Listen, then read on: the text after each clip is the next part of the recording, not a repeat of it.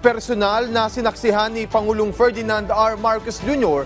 ang paglagda sa guidelines para sa pagtatatag ng Child Development Center sa mga lokal na pamahalaan. Layo nitong higit na mapangalagaan ang kapakanan at kaligtasan ng kabataang Pilipino. Si Kenneth Pasyente ng PTV sa Balitang Pambansa Live. Kenneth. Yes, Alan, mas mapagtutuunan pa ng pansin ang mga kabataan sa bansa matapos ngang mapirmahan ang isang joint circular para sa pagtatatag ng Child Development Centers sa bansa. Mismong si Pangulong Ferdinand R. Marcos Jr. ang naging saksi sa pagpirma ng joint circular sa pagitan ng Education Department at Department of Budget and Management.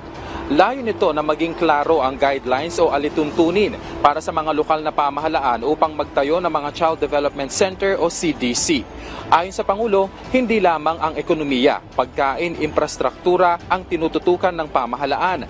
Kabilang din anya ang mga hakbang tulad nito na patunay na pinagtutuunan din ng pansin ang edukasyon sa bansa. Punto pa ng Pangulo, mahalagang matutukan ang early childhood development ng mga bata dahil ito ang magsisilbing daan para mas malinang pa ang kanilang kakayahan bago pa ang kanilang pagtuntong sa formal na edukasyon. Kaya naman sa bisa ng circular na ito, mas mabibigyan ng prioridad ang mga low-income barangays para magkaroon ng CDC.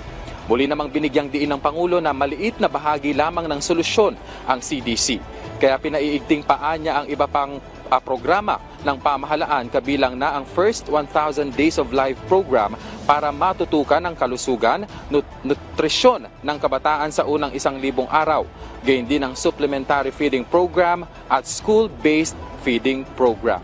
Samantala, Alan, hinimok naman ni Pangulong Marcos Jr. ang LGUs na gawin ang mga nararapat na hakbang para sa success ng programang ito. At yan na muna ang latest. Balik sa iyo, Alan.